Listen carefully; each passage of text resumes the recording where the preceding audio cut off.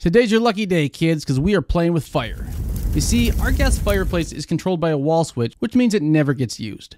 But we're going to fix that today so it integrates with your hub, so you can use buttons, voice assistants, or fully automate it to your heart's content. Now, this does require you to be able to use a screwdriver up to 6 times, so if you think you can handle that, you can handle this. I originally thought I could just automate my fireplace by replacing the wall switch with a new smart wall switch, but you can't do that. See, there's no actual power running to that switch.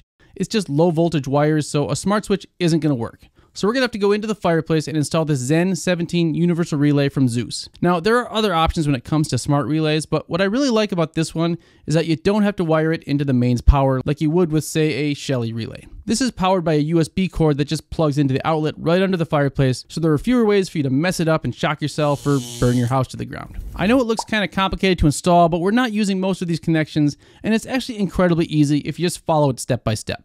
So we're going to start by opening up the fireplace and finding the millivolt gas valve. It will have a couple of knobs and 3 electrical connections labeled THTP, TP, and TH. Before you do anything, just take a photo of the current wiring in case you need to revert back to it. Also, what I'm showing here is for a fireplace without a remote. Now, if you have an RF remote connected to your fireplace, you can disconnect that and replace it with a universal relay that I'm showing you, or you can make it smart by adding a bond bridge and integrating that into your smart hub, but we'll save all that for another video. So once we've located the valve, we need to identify the 2 wires coming from the wall switch, which should be red and white wires that are connected to the THTP and the TH screws. Disconnect them and set them aside. Now take a new piece of red-white wire and insert the white wire into the CR1 connection and tighten that screw. Then insert the red wire into the NO-R1 connection and tighten that screw.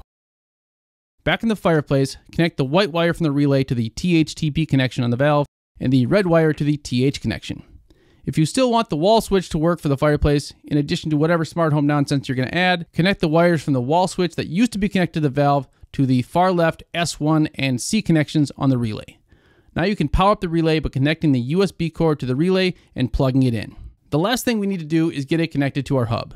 The Zooz Universal Relay is a Z-Wave device, and I tested it on both my Hubitat Elevation and Homey Pro, and it works great. To connect it to your Hubitat, you can scan the QR code to add it via Z-Wave long range, which I love, but to get it to work for the fireplace, you will have to use the custom Zooz driver. Now, I will put a link in the description to get that driver, so what you need to do is go to that link, copy the driver code, then go into your hub, go to driver's code, select new driver, paste in that code and hit save. Then go to the Universal Relay device that was created, find the device information, and in the type dropdown, select Zooz Zen 17 Universal Relay Advanced Driver. Be sure to hit save.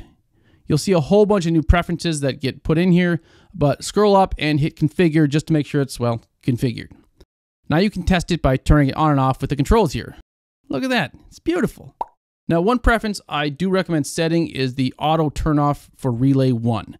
So I just set that for 60 minutes as a safety precaution. And with that, you're set to automate. For Homey Pro users, the process is a little bit different. It does not have Z-Wave long range, so you'll have to include it in the traditional way by putting the relay in inclusion mode and waiting for the hub to discover it. Once the multi-relay is included, it will actually add 3 devices to your hub. The device you care about will be labeled as relay 1. Just change that to fireplace, and that is the device you will use to control the fireplace. You can delete relay 2 device, but don't delete the universal relay device, even though it doesn't have any controls.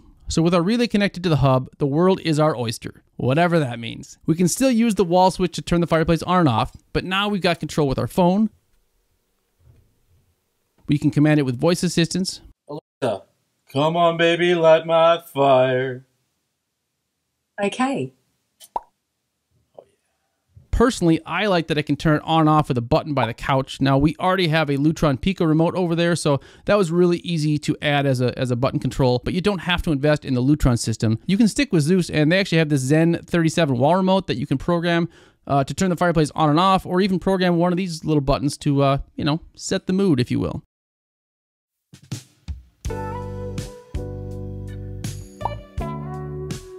Now, as far as automations for the fireplace go, I like the auto shutoff automation as a safety thing, but personally, I prefer the button and voice assistants for turning the fireplace on over using any automations. But automations are easy to do if that's the route you want to take. So if you have a sensor in the room to monitor the temperature, you can set the fireplace to turn on when the temperature drops below a certain temperature, then turn off when it rises above a certain temperature. Then set restrictions so it only occurs when someone is in the room during certain months of the year. In the end, your rule will look something like this. So yeah, a lot of possibilities with this thing. If you want to get one, the Zooz Universal Relay is available in an affiliate link below, so you can support the channel that way, or just by watching another video right here. And don't forget to support the Iowa State Cyclones in the Big 12 Championship this weekend. I know you don't care, but I'm excited. Thanks for watching.